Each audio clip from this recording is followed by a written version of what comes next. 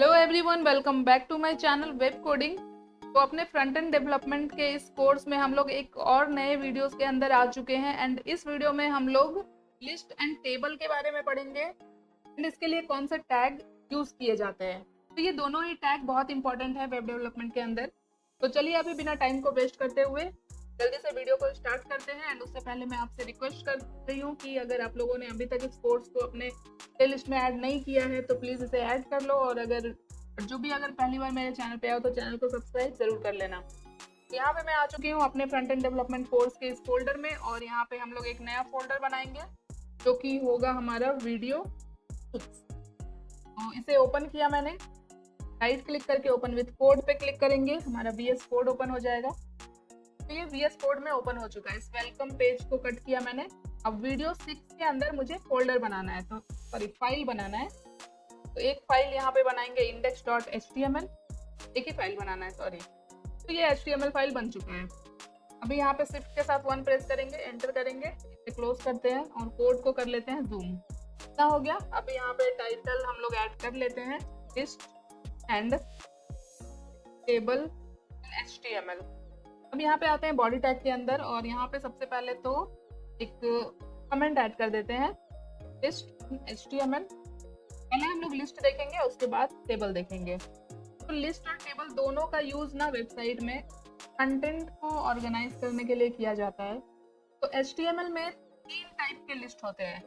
पहला होता है हमारे पास ऑर्डर्ड लिस्ट, ये बताऊंगी मैं सब डिटेल में आपको। सारे लिस्ट के अंदर अलग अलग टैग होते हैं। सेकेंड होता है हमारे पास अनऑर्डर्ड लिस्ट, एंड थर्ड होता है डिस्क्रिप्शन लिस्ट। अभी यहाँ पे गो लाइव पे क्लिक करते हैं, या फिर प्रीव्यू भी ओपन कर सकते थे। यहाँ पे प्रीव्यू ओपन कर लेते हैं। सो प्रीव्यू किया मैंने, तो इसे मैं अभी यहाँ पे कमेंट कर दूंगी। ये मैंने बस आपको बताने के लिए लगाया। तो HTML के अंदर 3 तरह के लिस्ट होते हैं, ordered list, unordered list and description list. तो सबसे पहले हम लोग देखेंगे ऑर्डर्ड लिस्ट क्या होता है। ऑर्डर्ड लिस्ट, तो ऑर्डर्ड लिस्ट नेम नाम से ही आपको क्लियर हो रहा होगा, जो ऑर्डर में ऐड होता है। जैसे कि अगर कोई लिस्ट नंबर से स्टार्ट हो रहा है, या फिर ABCD से स्टार्ट हो रहा है, रोमन नंबर से स्टार्ट हो रहा है, वो सारे होते हैं ऑर्डर्ड लिस्ट। तो अब ऑर्डर्ड लिस्ट के अंदर कौन कौन से टैग होते हैं। सबसे पहली चीज, ऑर्डर लिस्ट स्टार्ट होता है OL टैग के साथ। OL, ये हो गया ordered list. OL tag use होता है ऑर्डर्ड लिस्ट ऐड करने के लिए। ये हो गया लिस्ट। अब लिस्ट के अंदर हम क्या करते हैं, आइटम्स ऐड करते हैं।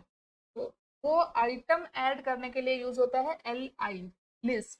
LI लिख के एंटर किया मैंने, तो यहाँ पे लिख देते हैं HTML। तो देखो यहाँ पे एक आइटम ऐड हो गया लिस्ट के अंदर। ये क्या है, ऑर्डर्ड लिस्ट है। तो देखो ये नंबर से स्टार्ट हो रहा है 1। अभी इसी लाइन को मैं यहाँ पे डुप्लीकेट करूंगी। यहाँ पे मैं शिफ्ट अल्ट डाउन एरो, फिर से शिफ्ट अल्ट डाउन एरो।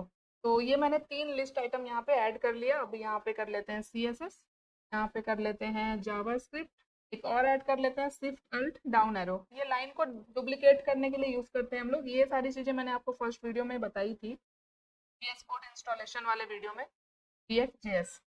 ये होता है ऑर्डर्ड लिस्ट। अभी इस ऑर्डर्ड लिस्ट के अंदर भी बहुत सारे एट्रीब्यूट होते हैं। जैसे कि बाय डिफॉल्ट आप देख रहे हो यहाँ पे 1 2 3 4 लिख के आ रहा है। अगर मैं चाहूँ कि मुझे ABCD इस तरह से नंबरिंग हो, तो हमें क्या करना है, तो उसके लिए यहाँ पे एक एट्रीब्यूट होता है टाइप। टाइप एट्रीब्यूट होता है। जैसे ही मैंने एट्रीब्यूट ऐड किया, तो देखो जितने भी उसके अंदर वैल्यू है वो सारे वैल्यू यहाँ पे ऐड किए हुए हैं। तो बाय डिफॉल्ट जो होता है वो 1 होता है। 1 अगर आप ऐड करोगे तो नंबर से स्टार्ट होगा 1 2 3 4। अगर यहाँ पे कैपिटल A लिया मैंने तो वो ABCD इस तरह से स्टार्ट होगा। यहाँ पे फिर आता है स्मॉल ए से लेंगे तो इस तरह से स्टार्ट होगा स्मॉल ABCD।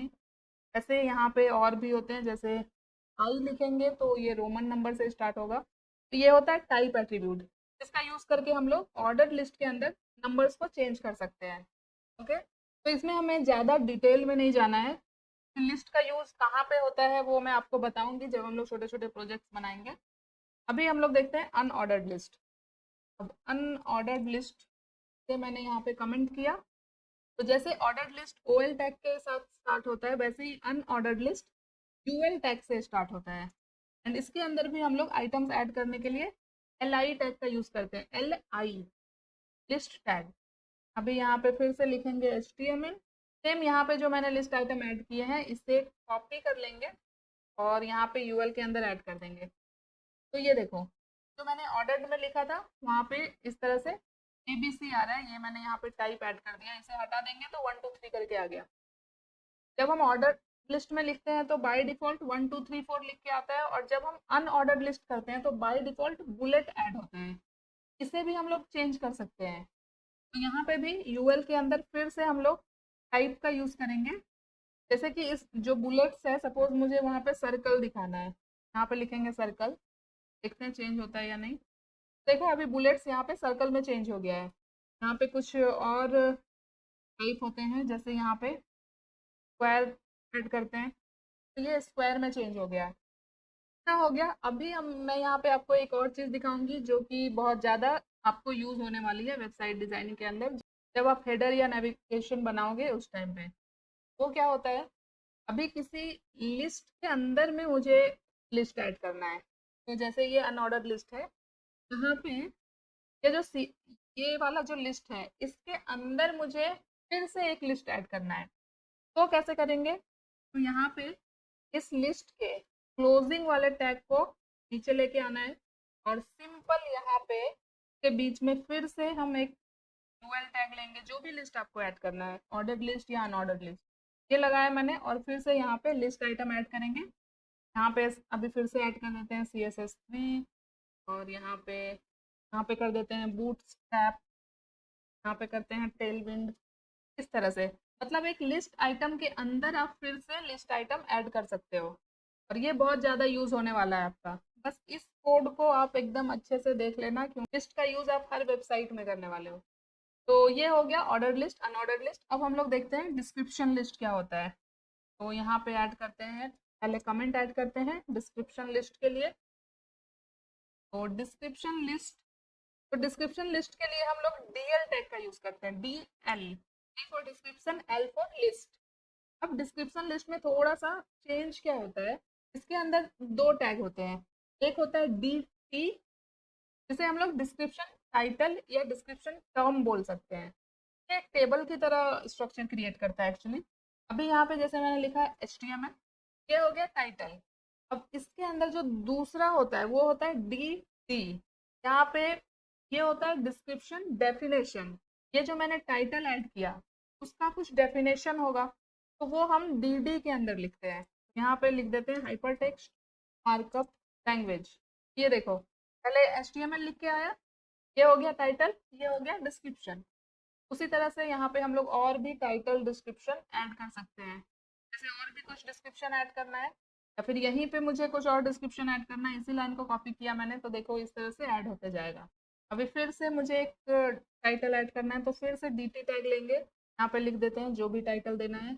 अगेन इसके अंदर भी फिर से DD लिख के हम लोग डिस्क्रिप्शन ऐड कर सकते हैं। तो ये हम लोग बहुत ज़्यादा यूज़ नहीं करते हैं, मोस्टली हम लोग ऑर्डर्ड लिस्ट का ही यूज़ करने वाले हैं अपने वेबसाइट डिज़ाइनिंग के अंदर, वेब डेवलपमेंट के अंदर। या फिर ऑर्डर लिस्ट का भी यूज़ समटाइम्स हम लोग कर लेते हैं, ये बहुत रेयर यूज़ होता है। तो हमने देखा ordered list, unordered list, description list, और एक होता है नेस्टेड लिस्ट, मीन्स कि लिस्ट के अंदर लिस्ट, जो कि मैंने आपको यहाँ पे अनऑर्डर्ड के अंदर दिखा दिया है। ये देख सकते हो यहाँ पे, अगर मैं एक कमेंट ऐड कर दूँ, ये मैं ऐड कर देती हूँ नेस्टेड लिस्ट। तो हमारा लिस्ट कंप्लीट हो चुका है।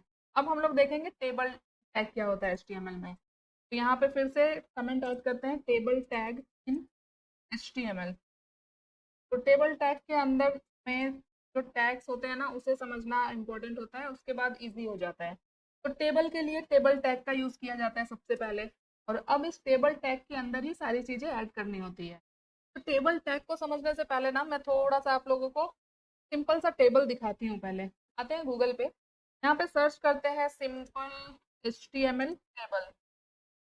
इमेजेस पे आते हैं, कुछ टेबल का इमेज हमें मिल जाएगा। सिंपल सा टेबल यहाँ से हम लोग एक लेते हैं, तो जैसे ये वाला टेबल लेते हैं। तो यहाँ पे, तो इस टेबल में देखो, आप लोगों को रो पता होगा, कॉलम पता होगा।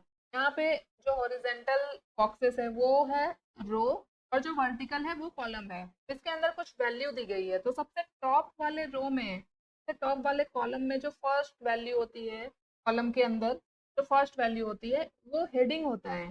जैसे ये फर्स्ट नेम है तो ये फर्स्ट नेम का कॉलम है, अब इसके नीचे सारे नेम होंगे।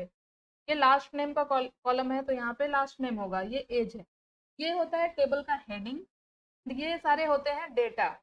यही चीज मुझे अगर HTML के थ्रू बनाना है तो चलिए देखते हैं कैसे बना सकते हैं। हम यही टेबल बनाते हैं, ठीक है। तो यहाँ पे मैं VS कोड में आ चुकी हूँ। पूरा जो टेबल होगा वो इस टेबल टैग के अंदर रैप होता है। सबसे पहले हमें रो बनाना है, फर्स्ट रो। रो के लिए हम लोग TR टैग का यूज करते हैं, TR। ये हो गया एक रो। अब यहीं पे मुझे कॉलम डिसाइड करना है। जैसा मैंने आपको बताया, पहला जो कॉलम होता है वो हेडिंग के लिए होता है, तो हेडिंग के लिए यूज करते हैं H टैग का। EH stand for table heading. अब यहाँ पे जो फर्स्ट कॉलम है, TR के अंदर आप जितने TH या TD ऐड करोगे उतने कॉलम्स क्रिएट होंगे। यहाँ पे अभी ऐड करूंगी मैं फर्स्ट नेम। इसी लाइन को यहाँ पे डुप्लीकेट कर लेते हैं और यहाँ पे कर देते हैं। अभी यहाँ पे एक और अगर ऐड कर दे TH एज, तो ये 3 कॉलम बन जाएगा। ये तो हो गया फर्स्ट रो। एक रो हो गया हमारे पास, इसके अंदर हमने हेडिंग ऐड कर ली। अब हमें दूसरा रो बनाना है, तो ये जो TR क्लोज हो रहा है इसके बाद हम लोग फिर से एक TR ऐड करेंगे। तो इसी तरह से जितने रो बनेंगे उतनी बार आपको TR टैग ऐड करना है। और जितनी मैंने हेडिंग ऐड की है, मीन्स कि ये हो गया 3 कॉलम। फिर यहाँ पे एक और हेडिंग लगा ले तो 4 कॉलम हो जाएगा, और लगा ले तो 5 कॉलम हो जाएगा। तो वो यहाँ से डिसाइड होता है। अब हमने हेडिंग ऐड कर दी है, अब हमें ऐड करना है डाटा, फर्स्ट नेम का डेटा, लास्ट नेम का डेटा। तो डेटा के लिए अब TD टैग का यूज होता है, ये भी कॉलम ही क्रिएट करेगा, ठीक है। तो फर्स्ट नेम जैसे मैंने लिखा प्रिया, अभी इसी लाइन को डुप्लीकेट किया मैंने, ये जो हुआ प्रिया, ये हो गया फर्स्ट नेम, इसकी सेकेंड रो का फर्स्ट कॉलम। एंड इसके बाद जो TD आ रहा है वो होगा सेकेंड रो का सेकेंड कॉलम। ये सेकेंड रो है ना, इसका सेकेंड कॉलम। अभी प्रिया का लास्ट नेम जो भी होगा वो ऐड कर सकते हैं। तो एक लास्ट नेम ऐड किया मैंने। अब मुझे यहाँ पे इसका एज भी ऐड करना है, तो यहाँ पे सपोज 25 ऐड कर दिया मैंने। अभी अगर मैं, ये क्या हो गया, T बॉडी ऐड हो गया, यहाँ पे TD करना है हमें। अभी यहाँ पे अगर एक और कॉलम ऐड कर दूँ तो क्या होगा, ये ऐड होगा बट इसकी कोई हेडिंग नहीं रहेगी, ये हटाते हैं। अभी यहाँ पे उसी तरह से कुछ और रो ऐड कर लेते हैं, तो ये जो रो है ना, यही ऐड कर लेती हूँ मैं। अभी जितनी बार आप इसे ऐड करोगे उतना रो यहाँ पे ऐड होता जाएगा, ठीक है। आई होप आपको ये स्ट्रक्चर समझ में आ गया होगा। रो के अंदर हमें कॉलम्स ऐड करने हैं। तो अब यहाँ पे टेबल को हम लोग ना बेसिक स्टाइलिंग ऐड कर सकते हैं HTML के थ्रू। अभी हमारा टेबल बिल्कुल नॉर्मल दिख रहा है, हमें क्लियर नहीं हो रहा है कि कौन सा कॉलम है, रो है। तो यहाँ पे टेबल के अंदर कुछ प्रॉपर्टी होती है, जैसे एक बॉर्डर प्रॉपर्टी होता है। मैंने बॉर्डर लगाया और यहाँ पे बॉर्डर ऐड हो गया। अभी यहाँ पे करते हैं 1। बाय डिफॉल्ट बॉर्डर एट्रीब्यूट लगाते ही वो बॉर्डर वहाँ पे ऐड हो चुका है। बाकी हम लोग इसे CSS के थ्रू और ज़्यादा स्टाइल कर सकते हैं। तो ये हो गया। अभी टेबल टैग के अंदर कुछ और भी टैग्स होते हैं, जैसे कि जो फर्स्ट रो होता है हमारा, वो क्या होता है, टेबल का हेड होता है। तो इसे हम लोग बहुत ज़्यादा यूज़ नहीं करते हैं, बट ब्राउज़र को समझने में आसानी होती है, SEO के लिए अच्छा होता है। तो हम लोग क्या करेंगे, ये जो पूरा हेडिंग वाला रो है ना, इसे उठा के अभी मैं यहाँ से कट करती हूँ। एक टी हेड नाम का टैग होता है, टी हेड, उसके अंदर ऐड कर देंगे। कोई इफेक्ट, कोई चेंजेस आपको यहाँ पे नहीं दिखेगा। ये ब्राउजर को समझ में आएगा कि ये जो रो है ये टेबल का हेडिंग है। वैसे ही उसके बाद के जो भी रो है, लास्ट का एक रो मैं छोड़ती हूँ यहाँ पे, इन सबको यहाँ से कट करके एक की बॉडी नाम का टैग होता है टेबल के अंदर ऐड करते हैं। कोई चेंजेस नहीं दिखेगा। बस ये ब्राउजर के लिए होता है कि ब्राउजर को ये समझ में आती है, SEO के लिए अच्छा होता है। मैं रिपीट कर रही हूँ बार बार कि आपको कोई डाउट ना रहे।